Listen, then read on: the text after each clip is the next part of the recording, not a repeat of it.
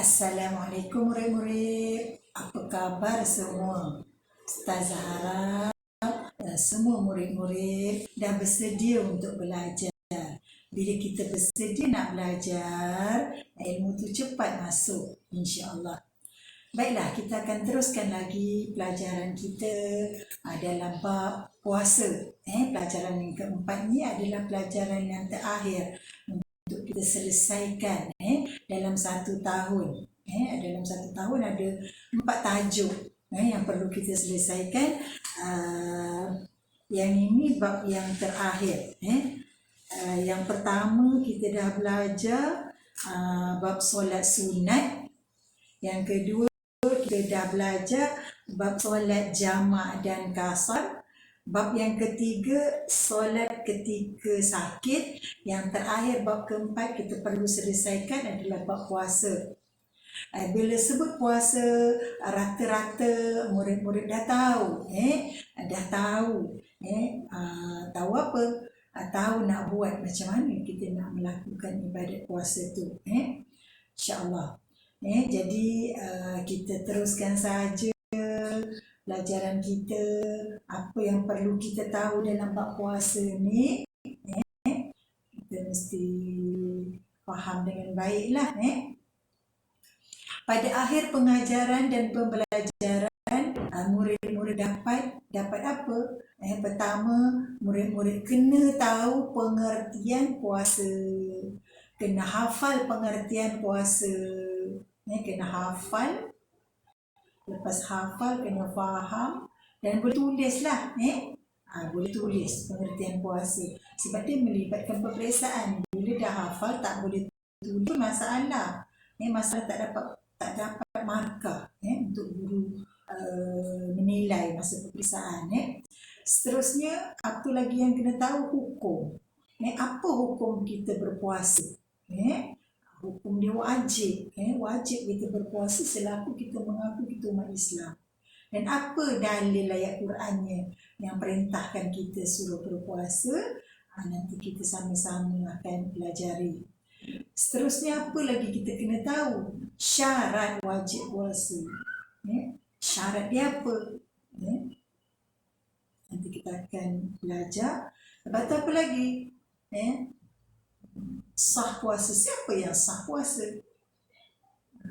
Siapa yang boleh berpuasa? Contoh, orang datang darah haid, dia tidak sah berpuasa sebab dia berhadas besar. Yang kita kena hafal nanti. Seterusnya, rukun. Rukun puasa. Rukun tu perkara yang mesti ada. Bila seseorang tu nak berpuasa, apa yang kena ada? Kita akan belajar. Lepas tu, perkara-perkara sunat. Bila kita nak melakukan ibadat puasa, apa perkara-perkara sunat? Seterusnya, perkara-perkara membatalkan. Apa dia? Perkara yang membatalkan puasa. Apa dia perkara yang makruh ketika kita berpuasa? Nanti kita sama-sama penting. Seterusnya, apa lagi? Hikmah. Hikmah ni fadilat, keistimewaan, kelebihan orang yang melakukan ibadat puasa. Kena tahu lah tu nanti. Lepas belajar, kena tahu. Seterusnya, hari yang disunatkan dan diharamkan puasa. Kita kena tahu bila kita sunat berpuasa, bila kita diharamkan berpuasa. Ini senang nak ingat. Haram kita berpuasa 1 Syawal, hari raya pertama dalam bulan puasa. Atau haram kita berpuasa. Kenapa haram? Sebab hari kebesaran. Kita kena meraihkan hari kebesaran. Dengan kita dah selesai berpuasa 30 hari, hari raya pertama tu kita kena raihkan dia. Jadi haram ketika kita berpuasa.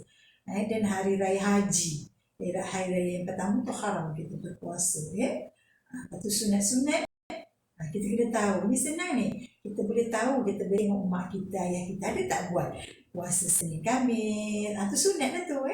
Lepas tu puasa 6.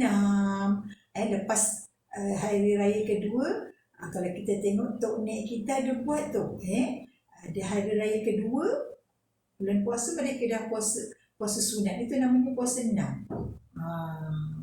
Yang fadilat dia nanti kita tahu ya, kelebihan dia, ada keistimewaan semua puasa-puasa sunat yang kita buat ni. Bila lagi puasa 10 Muharram, bila lagi puasa Rejab, Syaban, terus kita sambut Ramadan kan. Jadi ni yang kita kena tahu setelah kita selesai belajar bab puasa ke-6 ni kita kena kuasai. Ke-6 ni kita bila disoal kita boleh jawab. Jadi kita kena hafal lah ya.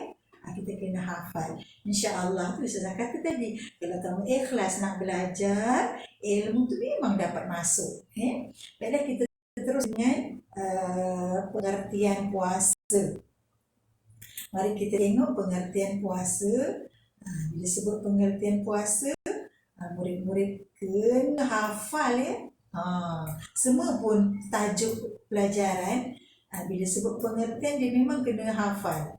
Tengok pengertian puasa pada istilah dulu ya. Pengertian puasa pada istilah, pada bahasa. Pada bahasa ni pendek, biasa pada istilah ni panjang sikit. Tengok pada bahasa, puasa pada bahasa menahan diri. Menahan diri. Apa maksud menahan diri? Tak boleh makan, tak boleh minum di siang hari, itu maksud menahan diri. Itu maksud pengertian puasa pada bahasa menahan diri. Ini senang nak ingat. Rata-rata murid memang dapat jawab. Murid yang grade C pun dia boleh jawab. Senang, pendek kan. Yang panjang sikit ni susah. Murid-murid yang lemah, dia kalau tak rajin, dia tak bersungguh-sungguh, dia tak dapat jawab dengan sempurna. Jadi kena hafalkan, kena ingatkan ya. Kita tengok puasa pada istilah menahan diri dari makan dan minum. Senang nak ingat ni. Menahan diri dari makan dan minum. Serta perkara-perkara yang membatalkan puasa. Serta perkara-perkara yang membatalkan puasa mulai dari terbit fajar hingga terbenam matahari dengan syarat-syarat tertentu. Kamu tengok sikit-sikit kalau nak cara nak menghafal dia ada 3-4 cerita ni dalam istilah ni. Pertama yang kamu kena ingat bila sebut pengertian puasa, pertama kena ingat apa dia? Menahan diri dari makan dan minum. Lepas tu kedua kena ingat serta perkara-perkara yang membatalkan puasa. Ketiga kena ingat mulai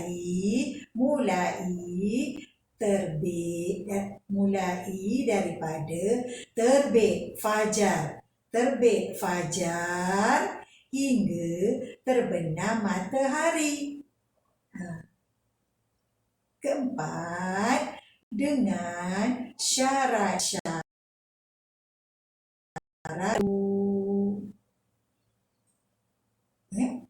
Boleh kami ingatkan, dia akan keluar peperiksaan dan kamu kena tulis ya.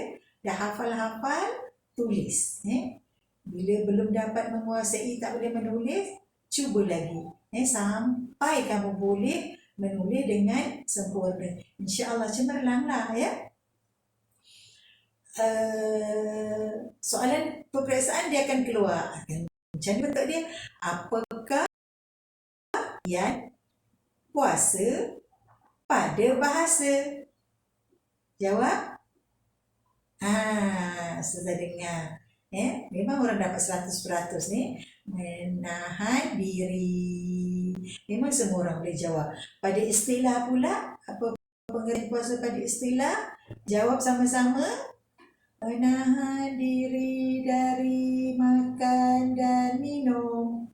Serta perkara-perkara yang membatalkan puasa mulai dari terbit fajar hingga terbenam matahari dengan syarat-syarat tertentu. Nah, kasih ingat kasih ingat. Okey, kita tengok pula bawah dia ni pula. Murid-murid kena tahu jenis. Ini ni dia tersalah cetak ni titik bawah sini. Jenis puasa. Murid-murid kena juga tahu apa jenis-jenis puasa yang murid-murid kena tahu. Apa dia? Pertama, puasa Ramadan. Dalam bulan Ramadan lah yang 30 hari kita lakukan. Lepas selesai puasa Ramadan, kita berhari raya. Yang kedua, apa lagi puasa yang murid kena tahu? Nazar. Apa dia nazar? Contoh, ustazah kata, dalam hati ustazah, atau ustazah bagi tahu pun dengan murid-murid, boleh, tak ada masalah. Ustazah kata, kalau murid-murid darjah 5 lulus 100% fiqah, ustazah bernazar nak berpuasa 3 hari. Contoh, ngam-ngam periksa lulus semua. 100% semua lulus. Masya Allah. Seronoklah ustazah. Kenapa? Hajat ustazah. Ustazah dah bernazar tadi kan, kalau murid-murid lulus, ustazah nak puasa, maka ustazah wajib berpuasa 3 hari. Apa sebab ustazah wajib berpuasa 3 hari? Jawab.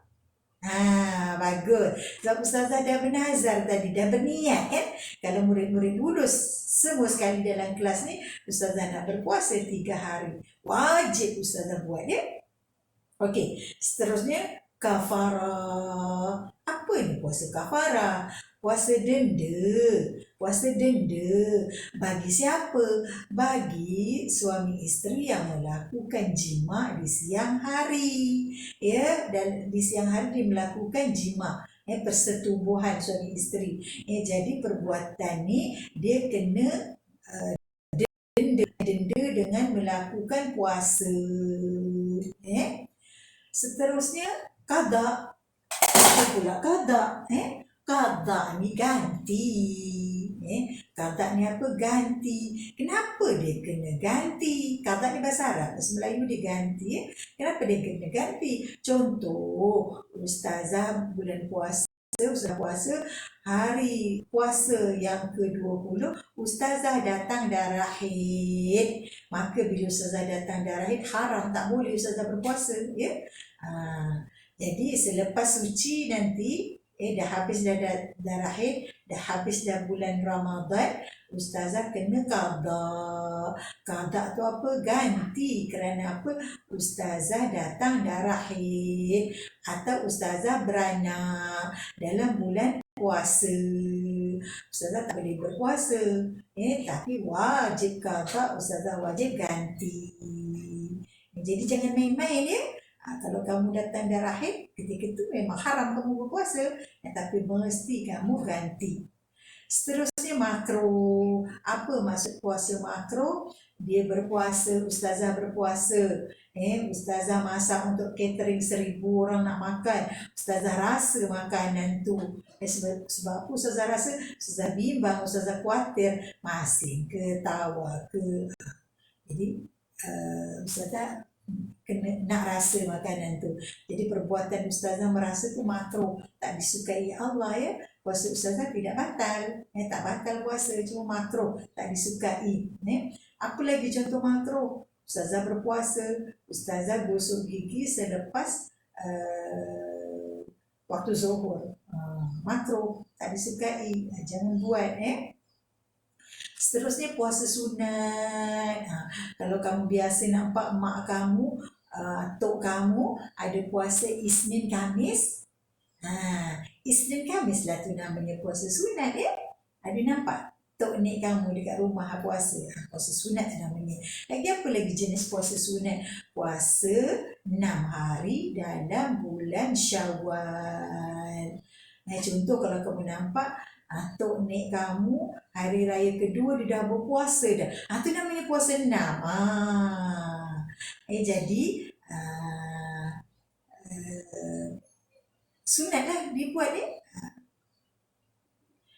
Apa lagi puasa 6? Yang kamu tahu, ada tak mak ayah kamu buat dalam bulan Rejab, Syakban. Rejab, Syaban dia berpuasa. Lepas tu sambut bulan Ramadan. Tu dituntut tu puasa Rejab Syaban tu ya. Tu namanya puasa sunat ya. Masya Allah. Kalau ada ahli keluarga yang buat tu, baguslah ya. Sebab dia ada fadilah, dia ada kelebihan, dia ada balasan Allah di syurga nanti ya. Ada keistimewaan orang yang berpuasa-puasa sunat ni, dia ada panji-panji di akhirat. Panji-panji itu maksudnya apa? Barisan-barisan. Orang yang puasa sunat, Allah himpunkan dia dalam satu barisan. Okey, seterusnya puasa haram. Siapa yang masuk kumpulan haram pun puasa ni? Orang yang datang haid, ibu kamu datang haid, kakak kamu datang darah haid, haram dia berpuasa, tak boleh berdosa. Tapi wajib diqada, wajib diganti. Apa lagi yang kamu kena tahu? Puasa tu haram. Hari raya pertama, hari raya pertama dalam bulan raya haji, raya puasa. Hari raya pertama tu haram berpuasa. Begitu juga hari raya haji, hari raya pertama tu haram puasa. Kenapa jadi haram? Sebab hari kebesaran umat Islam hari raya tu kebesaran kita kena raikan dia. Setelah selesai kita berpuasa 30 hari, kita kena raikan dia. Sebab tu dia jadi haram kita berpuasa pada hari pertama. Kenapa? Sebab nak meraihkan, raihkan kita dah berpuasa selama sebulan. Okey, seterusnya tengok pula apa hukum kita berpuasa. Ni kalau periksa kena jawab lah Dia tanya apa hukum berpuasa, tengok sini. Hukum berpuasa wajib ke atas orang Islam berdosa kalau dia tidak berpuasa sebab hukum puasa. Mari kita baca tengok hukum puasa bulan Ramadan bagi orang Islam adalah wajib. Wajib. Orang yang meninggalkan puasa tanpa uzur dikira berdosa besar. Tahu berdosa besar? Bila berdosa besar ni ahli neraka lah tapi tanpa sebab uzur ni kalau macam dah tua dia tak termasuklah kumpulan ini sebab dia tidak ada harapan untuk hidup. Uzur kalau puasa bergegar badan dan seumpamanya lah Jadi kena ingatlah kalau peperiksaan keluar apa hukum puasa, memang dengan mudah murid-murid terus jawab hukumnya wajib, tidak ada orang salah ni kebiasaan memang tidak ada orang salah Seterusnya, apakah firman Allah yang menyatakan puasa itu wajib? Ini firman Allah dalam surah Al-Baqarah ayat 183. Bismillahirrahmanirrahim. Ya ayyuhalladzina amanu kutiba alaikumus siyam kama kutiba alaikumul ladzina min qablikum la'allakum tattaqun. Artinya, wahai orang-orang yang beriman, kamu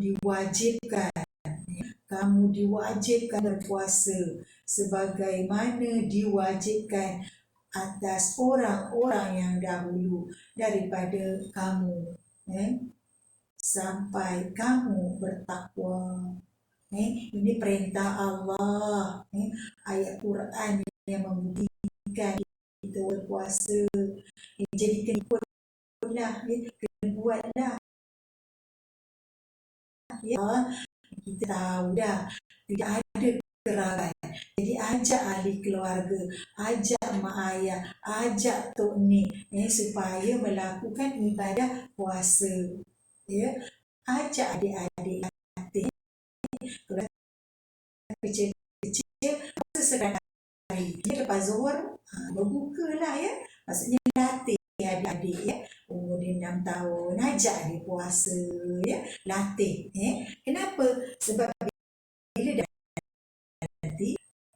di malam sebab dah terbiasa dengan ibadah puasa.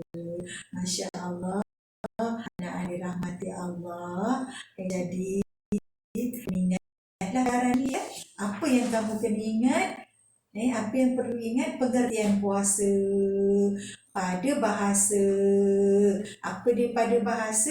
Memang murid-murid boleh jawab ya, menahan diri. Pada istilah panjang sikit, jadi kena lancarkan betul-betul, hafalkan lagi baik-baik ya.